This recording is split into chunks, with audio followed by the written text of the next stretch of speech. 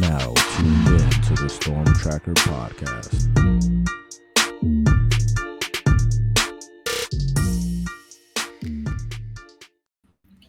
Welcome back, Canes family, to the Storm Tracker podcast. I'm Marcus Benjamin, representing for CanesCounty.com, part of the Rivals.com network. Make sure you subscribe to the podcast live from Canes County, and also subscribe to the website, CanesCounty.com, for free. Use the promo code Miami30. And Canes family, this is the last episode of Scouting the Opponent, where we get some insight from one of our Rivals.com friends. And of course, this week, Miami will take on Iowa State in the Pop-Tarts Bowl. I'm excited to eat some Pop-Tarts this week, and I'm sure my guy Bill Seals is as well. He's kind enough to join me from the Cyclone report to give us some insight on the Cyclones. Thank you for joining me today, Bill. Hey, thanks for having me, Marcus. I appreciate it under some crazy circumstances here, but I'm glad we were able to get this thing knocked out. Absolutely. Bill is in Orlando. He had some issues right now, but he's kind enough to join me from the airport. So I really appreciate that, Bill. This should be an interesting matchup. Iowa State nearly made the playoff, just like Miami nearly made the playoff. Iowa State was a game away, and Miami was essentially, I guess you could say, 2 games away from making the playoff if they would indeed beat Syracuse and also won the ACC championship game. So 2 teams, kind of similar paths here, but I wanted to get insight from you about Iowa State, a feel around the program going into the Pop-Tarts on Saturday. Yeah, it's you could say they were a game away. It seemed like they were several miles away. I'm sure you watched that game down in Dallas against Arizona State. One that kind of got away from them there in a hurry. And they played a top offense down there. They're going to play another top offense here in Miami this Saturday. So I think that, again, maybe with Cam Scadaboo from Arizona State, it was more of a kind of a run-focused attack, but maybe more through the air this week. But I think still it's going to put a lot of stress on a defense that's dealt with a lot of injuries this year. That they're I'm not sure how many of those guys they get back in time for this game. We'll see. I'm not sure they're going to rush guys back, but it's particularly I think defense, linebacker, and now here over the last couple weeks, safety. One of their safeties, Malik Bourdon, out. And another one, Bo Freeler, he's going to play, but he's not really been at 100% for a while now. So, again, a lot of stress, I think, on this Iowa State defense coming into Saturday, and we'll see how it shakes out. I think definitely the offense is going to need to put up some points and keep up maybe a little better than they did against Arizona State. Yeah, good stuff about injuries and opt-outs. We'll dive into that a little bit later, but I did want to get kind of a feel of the program. Obviously it was a disappointing loss in the Big 12 championship game against Arizona State. So what is the feel of the program kind of going into this Pop-Tarts Bowl? Do they have like a chip on their shoulder, and are they looking to kind of prove something against Miami in Orlando? Well, yeah, I certainly think everyone you talk to in the program is going to say, yeah, most certainly they have a chip on their shoulder. But, I'll point back to the fact that this Iowa State team also hasn't really played that well in bowl games either. So they've been to 7. Yeah, they've been to 7 in 9 Matt Campbell seasons so far, but they've only won 2.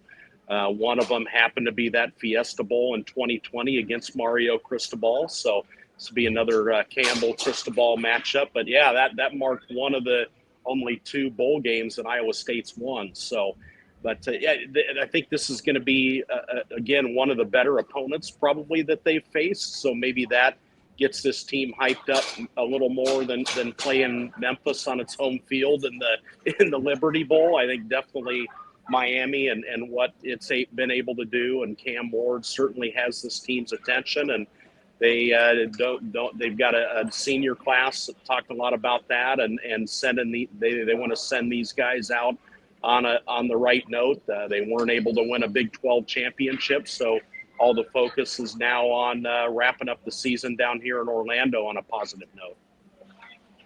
Miami also looking to kind of wrap their season on a positive note. If Miami is able to get a win, it'll be their first 11-win season since 2003. Miami also not very good in bowl games as well. The last time the Miami Hurricanes won a bowl game, 2017. Good news is that the last time that they won, it was this same bowl, but it was called something different. Back in Camping World Bowl, maybe. It was the Russell. It's been a few. Yeah, it's a few names that this bowl has gone through. It was the Russell Athletic Bowl at that point.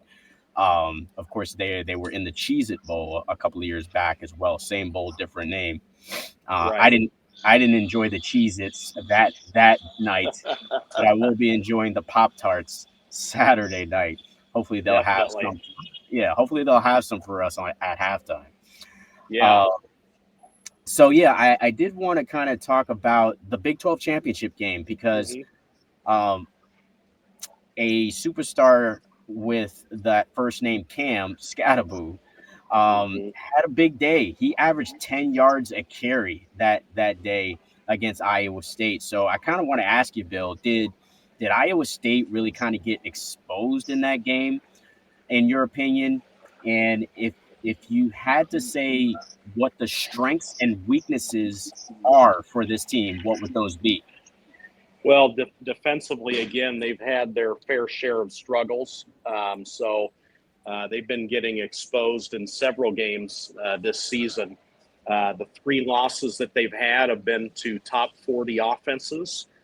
Miami, as you're well aware, the number 1 offense. So they have been exposed by great offenses that they've played. They've had their struggles on defense this year. Particularly, it's been in stopping the run. They got off to a great start, kind of in spite of that, really. They had won several games in a row to open the year, had a rough stretch there in November.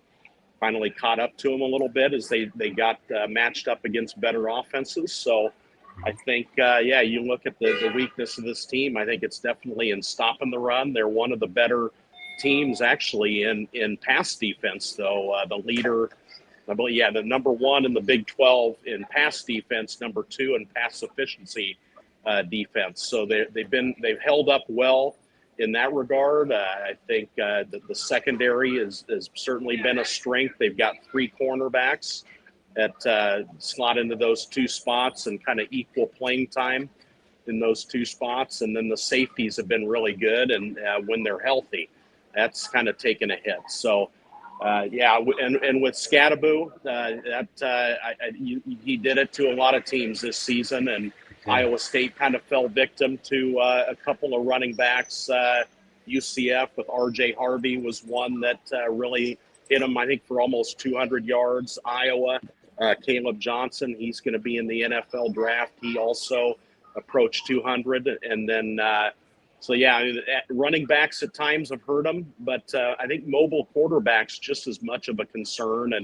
And I know Cam Ward, about 300 yards before you factor in the sacked total, knocking that down a little bit. But I think certainly when you look at this game, Cam Ward and maybe being able to extend some plays and move the chains on maybe if there's a 3rd and long or whatever, that's going to be a big focus, I think, for Iowa State's defense as well.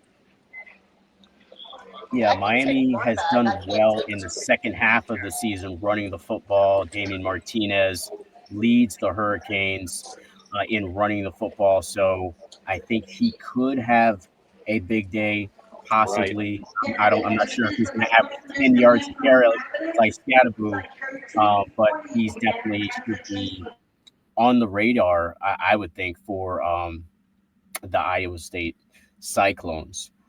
Give us an idea, though, Bill, as far as like what ISU really kind of runs on offense and defense, and just to kind of give the audience an idea of what to expect on Saturday in the Pop-Tarts Bowl. Yeah, they'll run a spread offense. A lot of teams running that.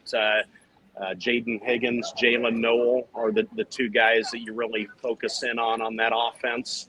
The only pair of 1,000-yard receivers nationally, those two. So, and you look at the number 3 option, and there's not really one. They've got a tight end, Gabe Burkle, that's more of a blocker.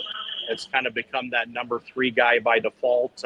Tight end Ben Bramer was a starter to open the year, and really had a good freshman year. He's been out for a while, tried to come back for the Big 12 championship game, but not really too effective. So I think it starts with those 2 receivers, and you get into maybe a up-tempo game here on Saturday, as Iowa State wanting to try to keep up and go to Higgins a lot, go to Noel. It's a kind of similarly to Miami. It's been a by committee approach at running back with Boo Sama, Carson Hansen, those kind of guys kind of flip-flopping as far as who's been the focal point in the offense. But I'd expect a by committee approach. It's not been a great running game really this season. Gone are the days of Breece Hall and David Montgomery in that offense. So I think you're going to look at Iowa State to air it out. Last season, they couldn't run the ball against Memphis, and Rocco Becht, the quarterback, came out and threw for a school record. I think it was 448 yards against Memphis in that bowl game last season. So they certainly have it in them to go up tempo and air it out if they need to, and 2 great wide receivers. Oh, and defensively, probably asked about the defense too. We can go right into that. They run a kind of a 3-3-5 with the 3 high safety look. The strength of that is, again, it's in the secondary with Darian Porter, Miles Purchase, Jontez Williams, the 3 corners that are going to kind of rotate in and out, see equal work, those 3 guys. And then the safeties, Bo Freeler, Malik Verdon. I doubt you'll see Verdon in this one. Those are the 2 guys, seniors, moving on. And then also Jeremiah Cooper, another good safety as well. They've got 14 interceptions as a team, I believe, an equal number as to what Miami has. Those 2, I think, top 20 nationally in interceptions. So kind of a similar look. Maybe they're on the back end. Iowa State, some playmakers on the back end. They don't really generate a whole lot of pass rush out of that 3-3-5. They'll turn up the heat every now and then, maybe go after the quarterback a little bit, but for the most part, they're going to kind of sit back and that 3-man rush and take their chances from there. I can imagine, though, against Ward, maybe they will want to spy him a little bit as well. They've done that from time to time against the quarterbacks on their schedule. When you were talking about the offense, Bill, I think you struck a lot of fear in a lot of Hurricanes fans' hearts, because the issue with Miami has been stopping the pass. That's been kind of the Achilles heel of this team. I would say a lot of people think that the reason why they're not in the playoff is because of the secondary. So that is definitely something to watch in this game. Will Iowa State be able to pass the ball effectively against this Miami secondary? Yeah, and I think they're going to want to, and they're pretty good in getting some pass rush too. I think did I count 35 sacks, I believe, for Miami. So they're able to get to the quarterback a lot better than Iowa State. And I think maybe the secret sauce this season for opposing defenses has been to kind of turn up the heat on Rocco Becht. He's thrown pretty much should be 4 pick sixes this season. So I think if they're able to generate some pressure up front, they can have some success and maybe force a couple turnovers. So, but that's, I think, what you're gonna see out of this Miami defense on Saturday. Yeah, I do kind of want to ask about Becht, the quarterback for Iowa State. Just kind of give me your general opinion about him. What does he do well, and what makes him dangerous? Well, you throw out the pick sixes. Those are certainly big, huge negative plays for the offense, but I think that he's really taken his game to another level here as a redshirt sophomore. He was kind of thrown in as a redshirt freshman, started all at 2023, and then that offseason didn't really know he was going to be the guy until they got into summer workouts. So I think he's progressed well, now over 6,000 yards passing for his career at Iowa State, and he's only been a 2-year starter. So I think he's having a great sophomore year, though. You wipe out those pick sixes, I think that maybe changes the complexion a little bit. And but again, those two wide receivers, they are huge factors for him, and he's going to go to them early and often. And Miami's certainly going to want to take one or both of those guys out of the equation and maybe make Iowa State beat you in other ways. Absolutely. Well, it is bowl season and it's 2024, and that means that there's a lot of players that could be opting out of the bowl game, and then injuries, of course, are a factor for every game as far as football is concerned. Do you have a sense of what players will be opting out, or what players that will not play in this game due to injury? Yeah, if you get on, you guys have your own portal tracker on your site as well. The Iowa State, I've got one up on my site as well. I think they've got 10 in the portal right now. That counts everybody, scholarship and some walk-on guys too. But I think you look maybe in terms of sting factor the most, and it's going to be Tyler Onyedem, one of those defensive linemen, started 8 games this season. He is obviously an opt-out because he's in the portal. And then Jacob Ellis, who had started a few games, an outside linebacker as well. Those are kind of the top two. They like Miami, they lost a reserve quarterback as well, but it was someone that was a third stringer. So, but yeah, I think you look at the two right now. That's that Onyedem up front, and then Ellis at outside linebacker, and then otherwise, all inclinations are guys currently on the roster that haven't announced yet are expected to play on Saturday. Yeah, it's kind of the same for me here in Miami on our end. It's the one player that stings the most is absolutely Isaiah Horton, starting wide receiver for Miami. This guy has been, one of the best receivers on the team, and he, of course, in the transfer portal and committed to Alabama. So he'll be playing for the Crimson Tide next season. Probably the most disappointing name that we heard out of the portal. Right. But other than him, I really think that it's pretty much all of the other players are likely going to play. Miami keeps a lot of things kind of close to the vest when it comes to injuries and players opting out and things of that nature. So I'm pretty sure there will be a surprise here or two of players that are not playing or injured in this game. But for the most part, the major one is Isaiah Horton. So I expect players like JoJo Trader, who is a highly touted wide receiver from down here in South Florida, to get a lot of playing time on Saturday. And then you may see Ray Joseph get some playing time as well at wide receiver. But for the most part, I expect a full squad for Miami to play on Saturday. It's kind of refreshing, isn't it, to go into a game and know that your Heisman Trophy finalist is expected to play, and Iowa State's rolling with.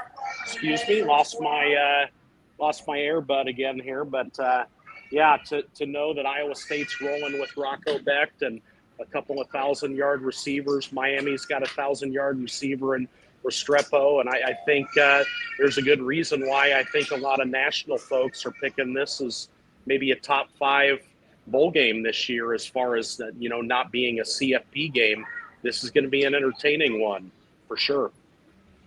Yeah, it certainly will be. And now this is the fun part of the segment of the episode, is really prediction time, and really just trying to figure out like how this game will actually play out. When you look at the spread, first off, Miami is a 3.5 point favorite going into this game, and the over under on this game is 56. I actually thought it was going to be a little bit higher than that because I'm expecting a really a shootout type of game. Yeah. I've got right now. I'll have my preview that goes out tomorrow morning on my site. I've got Miami winning comfortably in this one. I think 31-21 is what I predicted. But that's of course going on the assumption that Cam Ward's going to do more than maybe just start or play a couple series. Some have speculated or whatever, but that's on the assumption he plays most of the game. And I just think that Iowa State has been stressed by the three losses, as I mentioned earlier, have been the top 40 offenses. That has been what's given them fits matching up against these elite offenses, and Miami's going to be the best one that they've seen all season. So I think Iowa State maybe keeps it close for a little while. That what got them in that Big 12 championship game was 3 turnovers on the first 3 possessions in the second half, and the game kind of got away from them from there. But really, it was a ball game through the first half, and I could foresee maybe a similar scenario in this one. But eventually, assuming Cam Ward plays the entire game, I think maybe it just slips away late for him.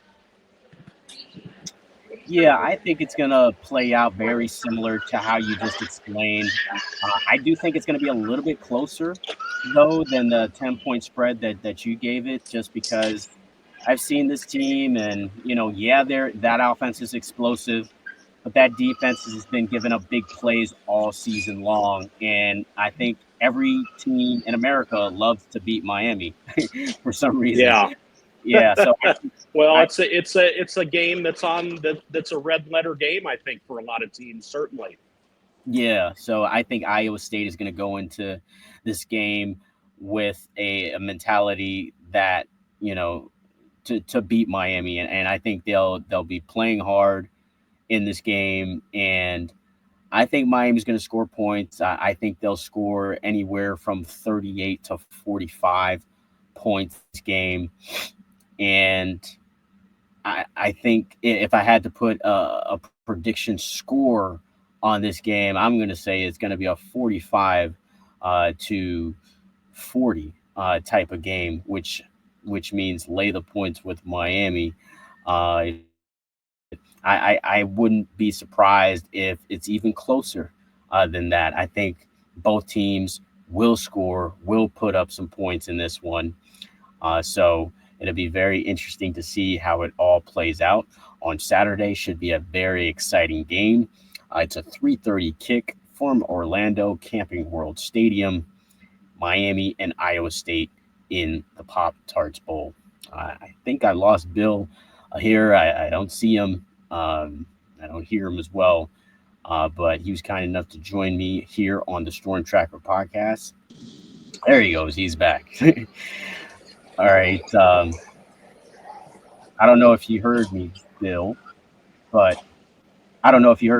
I just said my prediction for this game is 45 to 40, and I think Miami is going to come out victorious because Cam Ward is just the player that I think will be the absolute difference in the end. Yeah. I lost something there. I didn't catch the last minute of what you were saying, but I think it's going to be a good game down there, and I just think Iowa State again. It's going to be tough for them to stick around offensively in this one. I think it's for them to come out on top. I think they need to probably force a couple of turnovers in this one, Marcus, and Cam Ward's just not turning it over that much. I did notice, however, it looked like maybe special teams, a couple of returns for touchdowns, maybe allowed by the Hurricanes throughout the season. Jalen Knowles, someone on returns that has really kind of come into his own. He's you just saw him on the video you rolled out there. He's one that's going to be playing his final game, one of those 1,000-yard receivers. But really, I think in the latter half of this season, they've really turned him loose return-wise, and maybe that's a play that gets Iowa State over the hump on Saturday. Yeah, Miami has been, they haven't been great on special teams. They did give up a kickoff return for a touchdown against Louisville. So they've been not the best in that regard, but think I think even if that happens, I think they have just enough to win the game. So we'll see Right. how that indeed plays out. Bill, I really appreciate you stopping by for this podcast, even with the circumstances that you at the airport. I really appreciate that, and I hope to see you in Orlando for the Pop-Tarts. I'll stop by and say hello. We can compare what boxes of Pop-Tarts we got on our way in. Yeah, absolutely. I'm a big fan of the s'mores Pop-Tarts, so hopefully they'll have some of those. I got you there, and the hot fudge too. That's a good one. Yeah, that's another good one as well. Thanks again, Bill. Hopefully, I'll see you soon on Saturday. And that's going to wrap it up for the Storm Tracker podcast. Make sure you subscribe to this website, canescounty.com, for free. Use the promo code Miami30, and also subscribe to this YouTube channel live from Canes County. Until the next episode.